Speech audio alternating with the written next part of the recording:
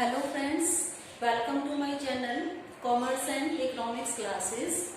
आज हम plus two class का टॉपिक इम्पोर्टेंस ऑफ मैनेजमेंट के बारे में पढ़ेंगे। इससे पिछले वीडियोस में हमने प्रबंध का, मैनेजमेंट का मीनिंग और उसके फीचर्स और उसके ऑब्जेक्टिव्स के बारे में स्टडी किया था। अगर आप उन वीडियोस को देखने चाहते हैं तो उनके लिंक मैंने सब्सक्रिप्शन बॉक्स में दे दिए हैं, आप वहां से देख सकते हैं। तो चलिए हम शुरू करते हैं आज का हमारा topic, that is importance of management. पहले बिजनेस का जो एरिया होता था वो स्मॉल स्केल पर बिजनेस किया जाता था, तो ऐसे में मैनेजमेंट की इतनी जरूरत जो है फील नहीं होती थी। जैसे जैसे बिजनेस का जो स्कोप है वो बढ़ता जा रहा है, एरिया जो है उसका वाइडर होता जा रहा है, वैसे वैसे मैनेजमेंट की इम्पोर्टेंस भी बढ़ती जा रही है। तो किसी भी बिजनेस ऑर्गेनाइजेशन को सक्सेसफुल बनाने के लिए आज हमें मैनेजमेंट की रिक्वायरमेंट होती है। तो किसी भी बिजनेस ऑर्गेनाइजेशन में मैनेजमेंट की क्या इंपॉर्टेंस है, ये आज हम इस टॉपिक में स्टडी करेंगे।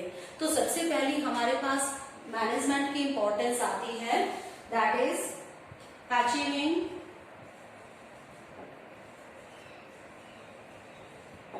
Pre determined objective. Predetermined objectives। आपको पता है किसी भी बिजनेस की जब हम एस्टैब्लिशमेंट करते हैं तो उससे पहले हम उसका कोई ना कोई ऑब्जेक्टिव जो है पहले से डिसाइड करते हैं, डिटरमाइन करते हैं। तो किसी भी बिजनेस का जो भी हमारा ऑब्जेक्टिव होता है वो कई प्रकार के हो सकते हैं। जैसे हमने पिछले टॉपिक में किया था ऑब्जेक्टिव्स ऑफ मैनेजमेंट, तो कई उसके ऑब्जेक्टिव्स जो है वो हो सकते हैं। अलग अलग बिजनेस में अलग अलग ऑब्जेक्टिव्स जो है वो हो सकते हैं। किसी बिजनेस ऑब्जेक्टिव ऑर्गेनाइजेशन का ऑब्जेक्टिव हो सकता है सेल्स को मैक्सिमाइज करने का। किसी बिजनेस ऑर्गेनाइजेशन का ऑब्जेक्टिव हो सकता है तो इंक्रीज प्रॉफिट्स। तो अलग अलग बिजनेस ऑर्गेनाइजेशन के जो ऑब्जेक्टिव्स हैं वो हमारे अलग अलग होते हैं और उन ऑब्जेक्टिव्स को अचीव करने के लिए हमें मैनेजमेंट की रिक्वायरमेंट होती है। मैनेजमेंट ऑब्जेक्टिव्स को अचीव करने के लिए प्लानिंग करती है, ये डिसाइड करते हैं कि हमने कब करना, कौन सा काम जो है करना है, किस पर्सन ने करना है, किस मेथड से करना है। फिर वो ये देखते हैं कि वो काम प्रॉपर वे से हो गया है या नहीं हो गया है। तो इस तरह से ये प्लानिंग करते हैं, ऑर्गेनाइजिंग करते हैं,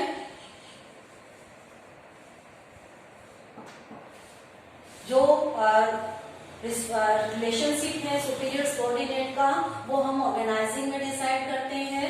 इसके बाद जो है मैनेजमेंट जो है वो स्टाफिंग करती है। स्टाफिंग में हम एम्प्लॉइज की जो है अपॉइंटमेंट करते हैं और उनको जो है प्रॉपर जैसा उनका काम होता है, जैसी पोस्ट होती है उस पोस्ट के अकॉर्डिंग जो है एम्प्लॉइज की अपॉइंटमेंट जो है इसमें की जाती है। स्टाफिंग करने के बाद जो है मैनेजमेंट जो है डायरेक्शन देती है अपने एम्प्लॉइज को। उनको ये बताया जाता है कि किस पर्सन ने क्या काम करना है, कब करना है, कैसे करना है, तो ये सब उनको डायरेक्टिंग में बताया जाता है। और उसके बाद जो है वो उनकी कंट्रोलिंग करते हैं।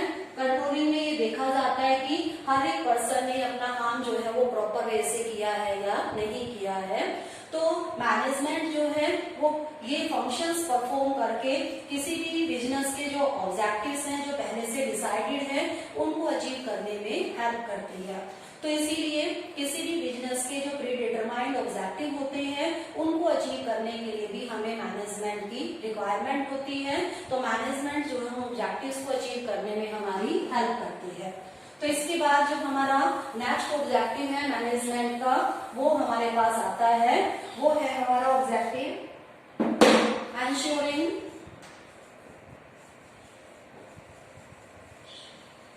मैक्सिमम यूटिलाइजेशन ऑफ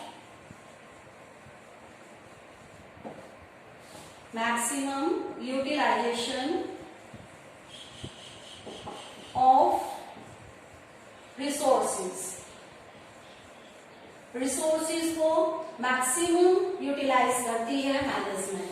अब रिसोर्सेज जो है वो हमारे बिजनेस के कई टाइप के हो सकते हैं। मैन हो सकता है,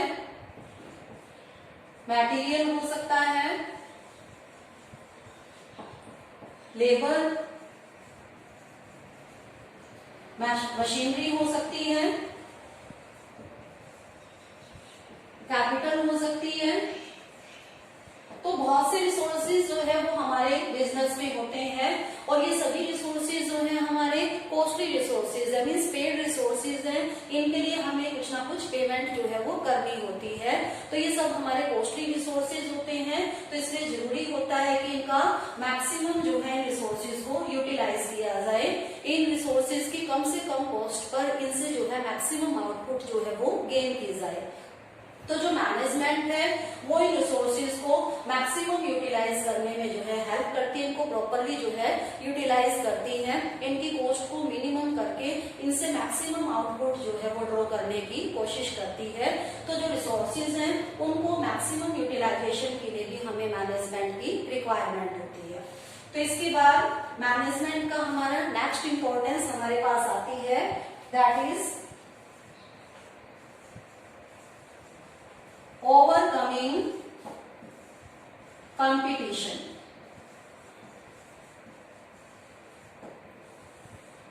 आपको पता है कि बिजनेस में जो कंपटीशन है वो बहुत ज्यादा हो गया है। पहले कंपटीशन जो है वो लोकल लेवल पर होता था, पर आजकल जो बिजनेस है वो इंटरनेशनल लेवल पर किया जाने लगा है। तो कंपटीशन जो है वो हमारा बहुत ज्यादा हो गया है।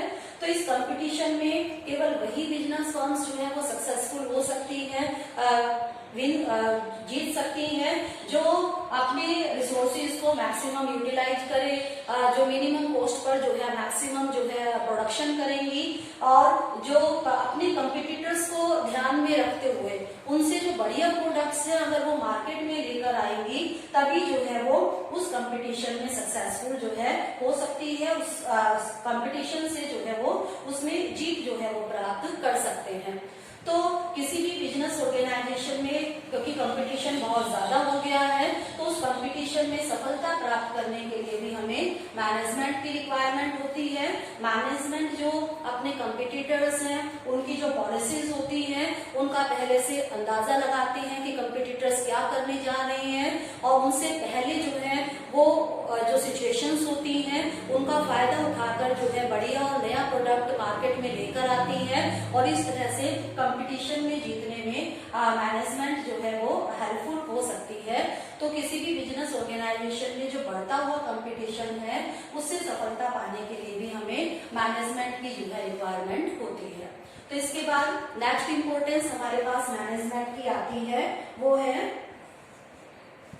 Ensuring integration with changing environment।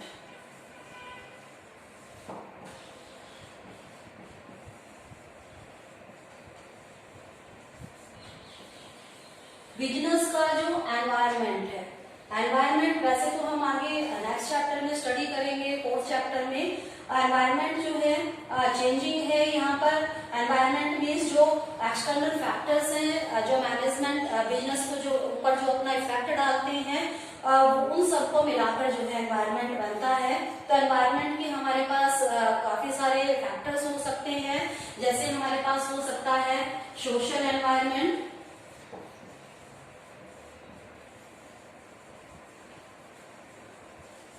हमारे पास हो सकता है टेक्नोलॉजिकल एनवायरनमेंट,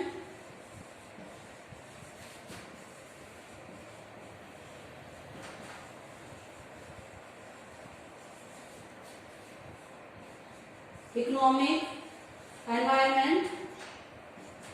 तो कई तरह से इकोनॉमिक जो एनवायरनमेंट है उसके कई डायमेंशंस हैं जो बिजनेस पर अपना इफेक्ट डालते हैं और ये जो एनवायरनमेंट है वो हमारा चेंजिंग है। Changing means day to day according to situations जो है अकॉर्डिंग टू चेंजेस जो एनवायरनमेंट में आते हैं उसके कारण ये जो डायमेंशंस है वो बिजनेस के लिए चेंज होते जा रहे हैं। जैसे हम देखते हैं टेक्नोलॉजी जो है वो डे टू डे चेंज होती जा रही है, नई नई टेक्निक्स जो है किसी भी प्रोडक्ट को प्रोड्यूस करने की, सेल करने की, वो मार्केट में आती जा रही है।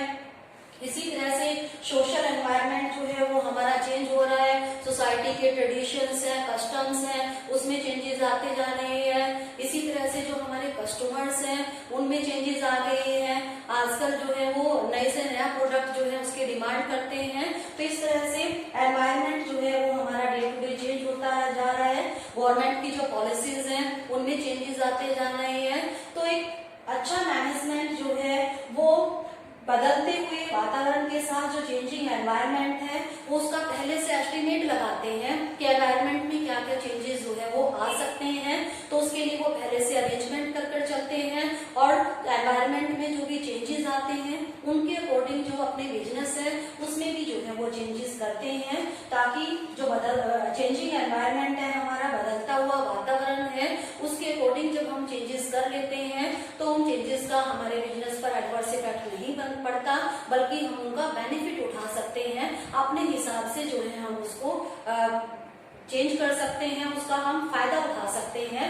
तो इस तरह से जो चेंजिंग एनवायरनमेंट है उससे इंटीग्रेशन करने के लिए, मीन्स उसका सामना करने के लिए भी हमें मैनेजमेंट की जो है रिक्वायरमेंट होती है। एक अच्छी मैनेजमेंट जो है वो बदलते हुए वातावरण के हिसाब से अपने व्यवसाय में चेंजेस करके जो है उसका फायदा उठा सकती है।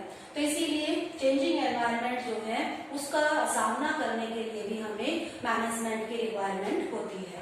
तो इसके बाद मैनेजमेंट की हमारी नेक्स्ट इंपॉर्टेंस आती है fifth,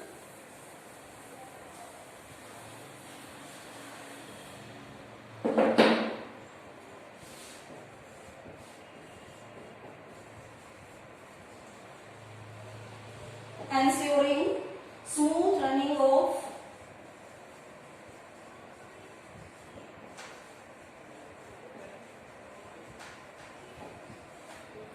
large scale business।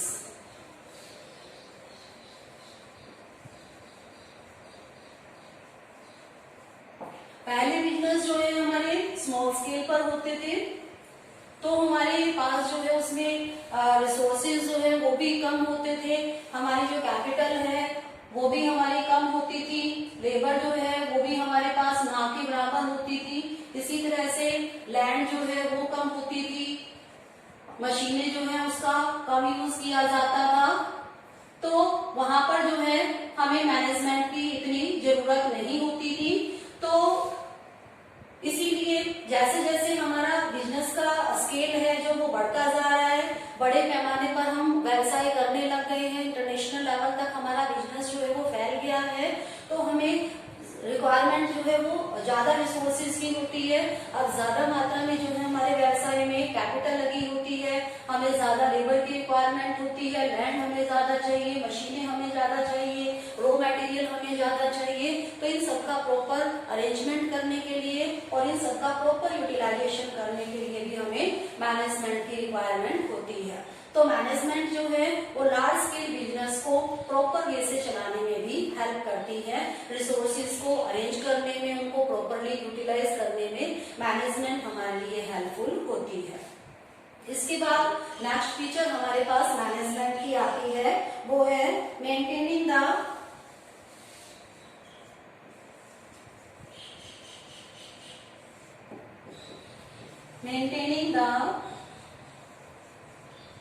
sound organizational structure।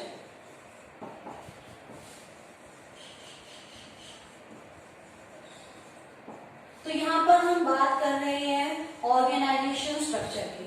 Organisation structure में हम इंक्लूड करते हैं सुपीरियर सबऑर्डिनेट रिलेशनशिप को। सुपीरियर सबऑर्डिनेट रिलेशनशिप जो है उसको हम डिसाइड करते हैं कि कौन पर्सन जो है वो सुपीरियर होगा, उसका सबऑर्डिनेट जो है कौन होगा, उनके क्या राइट्स होंगे, क्या उनकी ड्यूटीज होंगी। तो ये जो रिलेशनशिप का एक हमारे पास फ्रेमवर्क आता है, उस फ्रेमवर्क को ही हम कहते हैं ऑर्गेनाइजेशनल स्ट्रक्चर। तो किसी भी बिजनेस ऑर्गेनाइजेशन में ऑर्गेनाइजेशन जो स्ट्रक्चर है वो हमारा प्रॉपर होना चाहिए।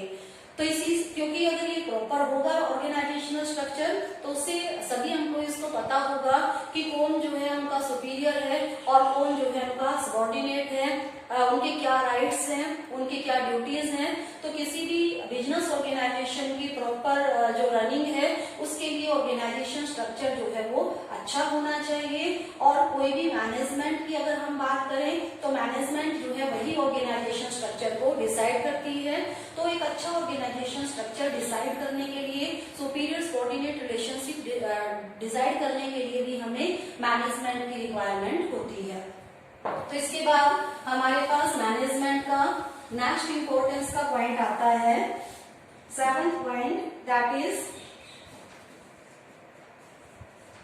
एस्टैब्लिशिंग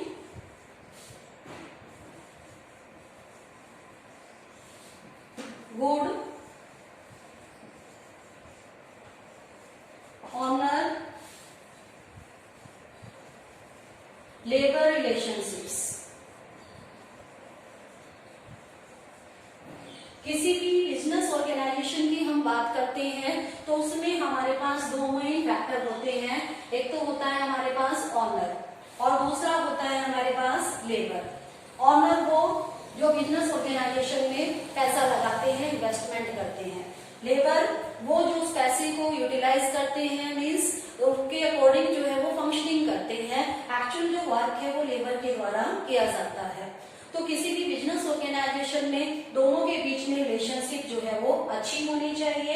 ऑनर के बीच में और लेबर के बीच में रिलेशनशिप अच्छा होना चाहिए, क्योंकि एक्चुअली में जो काम है वो तो हमारी लेबर ने करना होता है। तो अगर लेबर जो है वो किसी तरह से नाराज हो जाए तो वो काम करना बंद कर देंगे और उसका नुकसान जो है ओनर को उठाना पड़ता है।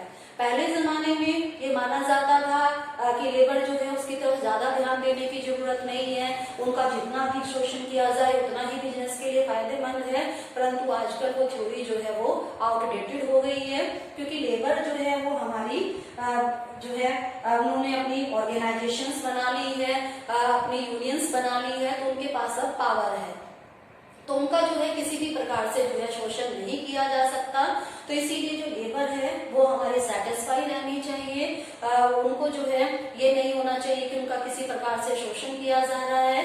तो इसके लिए दोनों ऑनर और लेबर जो है उनके बीच में अच्छे रिलेशनशिप होने जरूरी होते हैं बिजनेस को प्रॉपर वे से चलाने के लिए। और ये उनका रिलेशनशिप एस्टैब्लिश करने में हमारी हेल्प करती है मैनेजमेंट। मैनेजमेंट जो है वो लेबर्स को सेटिस्फाई रखते हैं, उनको ये फील कराते हैं कि जो बिजनेस है उसमें अगर वो ग्रो करेगा, अगर वो डेवलप करेगा तो उनका भी अपना बेनिफिट है। उनकी जो प्रॉब्लम्स होती हैं वो उनको सुनते हैं, उनका जो प्रॉब्लम्स होती है उनका सॉल्यूशन करते हैं। टाइम टू टाइम जो है उनकी सैलरी को बढ़ाते रहते हैं, उनको प्रॉफिट्स में जो है वो शेयर देते हैं, मैनेजमेंट में जो है उनको इम्पोर्टेंस दी जाती है। तो इस तरह से जो मैनेजमेंट है, मैनेजर्स हैं, वो लेबर को सेटिस्फाई रखने का काम करते हैं और उसके कारण जो है ऑनर्स के और लेबर के जो रिलेशनशिप है वो अच्छे बने रहते हैं और हमारा बिजनेस जो है स्मूथली चलता रहता है। तो इसीलिए labour owner labour relationship establish करने के लिए, उनको इम्प्रूव करने के लिए रिलेशनशिप को उनके, तो उसके लिए भी हमें मैनेजमेंट की रिक्वायरमेंट होती है। तो इसके बाद हमारे पास नेक्स्ट इंपॉर्टेंस आती है मैनेजमेंट की, वो है हमारी गिविंग इम्पोर्टेंस टू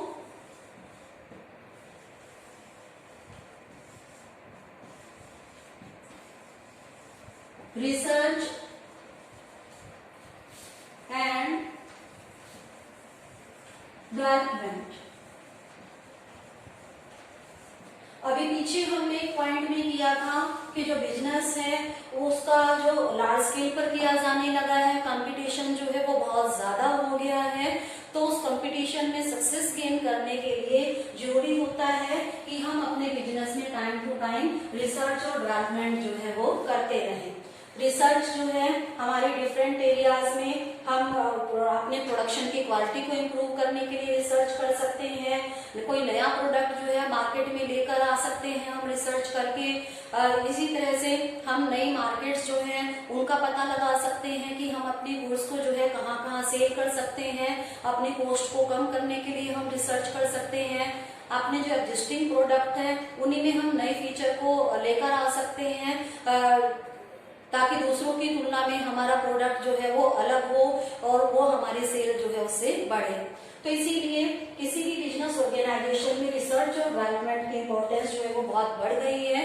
आपने देखा होगा कि जो बड़ी बड़ी कंपनीज हैं वो अपना एक अलग से डिपार्टमेंट बनाकर रखती है, रिसर्च एंड डेवलपमेंट डिपार्टमेंट, जिनका काम होता है कॉन्टिन्यूसली रिसर्च करना और नए नए डेवलपमेंट्स जो है वो करना। तो इसके लिए हमें एक इफेक्टिव मैनेजमेंट की रिक्वायरमेंट होती है।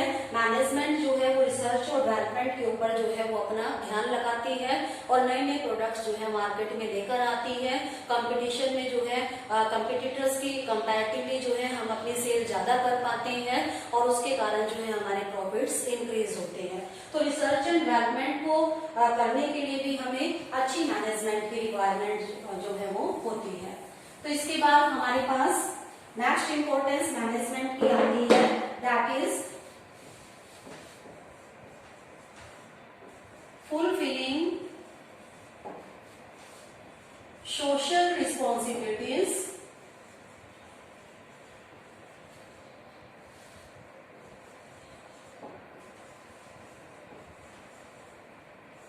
किसी भी बिजनेस ऑर्गेनाइजेशन की सोशल रिस्पॉन्सिबिलिटीज होती है।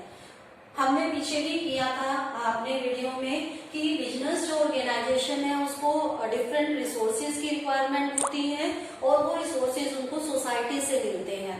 तो इसीलिए बिजनेस ऑर्गेनाइजेशन की सोसाइटी के जो डिफरेंट पार्ट्स हैं उनके प्रति जो है उत्तरदायित्व बनते हैं। वो जो है हमारे कस्टमर्स भी हो सकते हैं, एम्प्लॉइज भी हो सकते हैं, क्रेडिटर्स भी हो सकते हैं, गवर्नमेंट हो सकती है। इसके अलावा और जो हमारे ऑनर्स हैं वो हो सकते हैं, जो इन्वेस्ट करते हैं बिजनेस में, इन्वेस्टर्स वो हो सकते हैं। तो डिफरेंट पार्ट्स हैं सोसाइटी के जिनके टुवर्ड्स जो है बिजनेस की सोशल रिस्पॉन्सिबिलिटीज होती हैं।